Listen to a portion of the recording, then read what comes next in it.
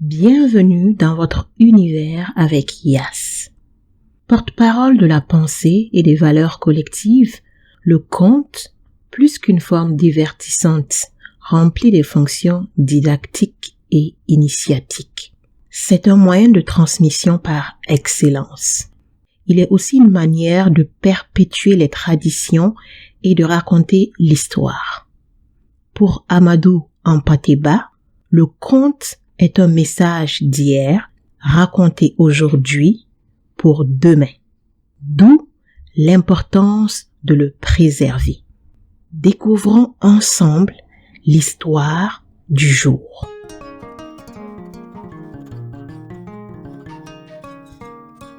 Quand le lion épousa la brebis. Le lion, un jour, quitta la brousse et vint en ville, où il se maria avec une brebis qu'il ramena avec lui dans la forêt. Tous les animaux fêtèrent l'événement à grands frais et la nouvelle se répandit bien vite, comme un feu de brousse. Un lion épousait une brebis. Quel scandale et quelle honte! Répétaient les animaux.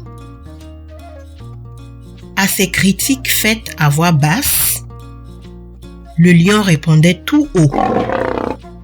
Et pourtant, j'aime beaucoup ma femme brebis. Cependant, seule l'hyène, profondément choquée, réfléchissait. Malgré tout ce qu'on pense de moi, je vais quand même montrer que les qualificatifs de lâche et de poltron qu'on m'attribue ne sont que purs mensonges et viles médisances. Elle vint trouver le lion chez lui à la tombée du jour. « Majesté lion, dit-elle, il est clair pour tout le monde que tu es le plus respectueux, le plus majestueux de tous les animaux de la terre. Mais tu as pris comme épouse une sorte d'individu niais et bête qui ne lève jamais la tête même vers le ciel qu'il a accueilli. Vraiment, tu ne mérites pas pareille épouse. Tu fais traîner ton nom dans la boue.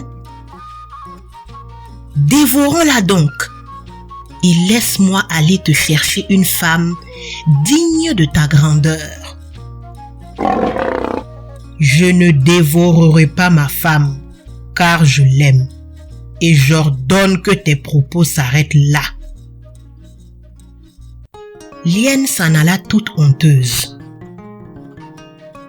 La nuit suivante, l'hyène revint cette fois en courant bien vite, à grandes enjambées. « Ha! Ha! Majesté, as-tu appris ce que j'ai appris? » « Quoi donc? » dit le lion. « Il paraît que lorsque l'eau de pluie touche à la peau des brebis, il y a une maladie qu'on appelle la gale qui leur enlève tous les poils jusqu'aux oreilles et aux pattes. Elle leur tanne la peau jusqu'à la chair rouge. Une sorte de lèpre, quoi.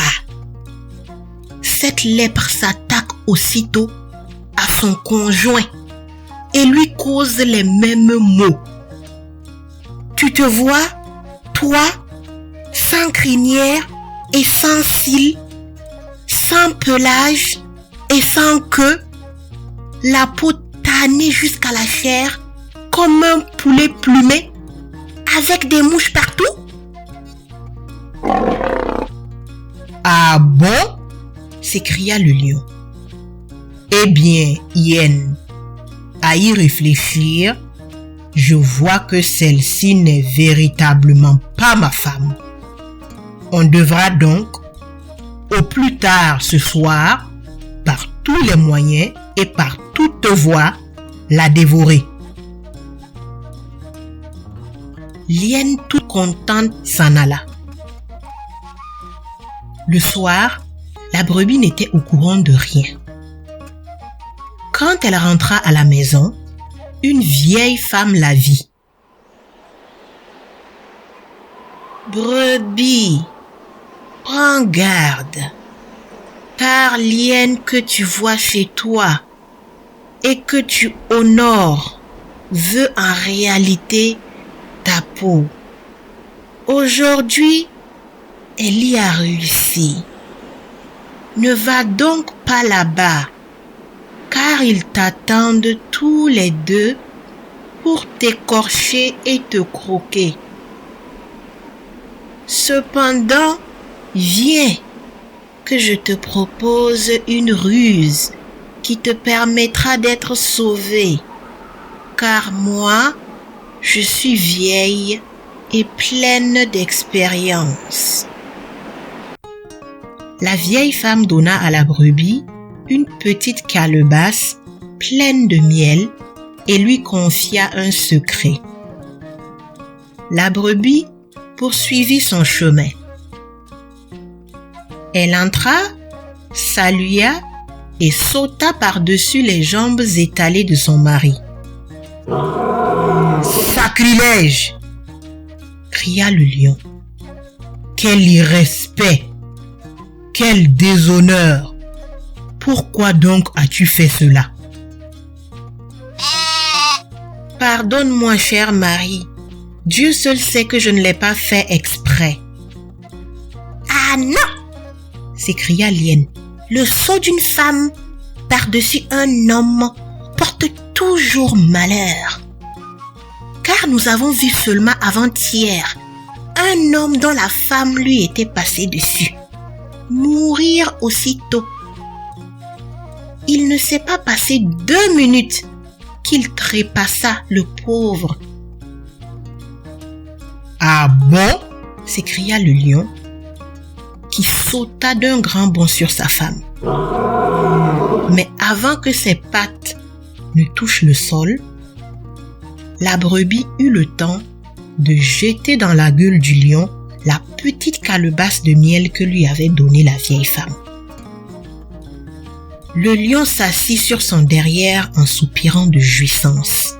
« Dis-moi, chère épouse, où donc as-tu eu ce breuvage? »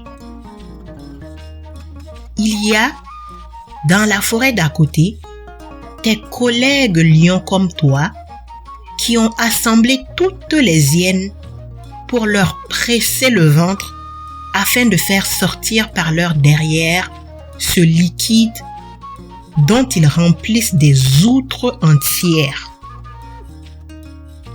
Sache que c'est du miel et que chaque hyène en a plein le ventre. Hyène, tu me caches de si bonnes choses. Je jure que tu n'emporteras pas l'outre de miel que tu couves. » Le lion attrapa l'hyène, la souleva bien haut et la lança par terre en pressant bien fort sur son ventre.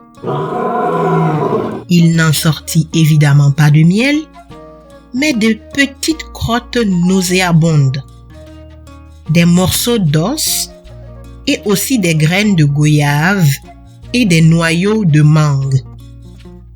Le lion dévora ensuite l'hyène. Ainsi finissent tous les mouchards.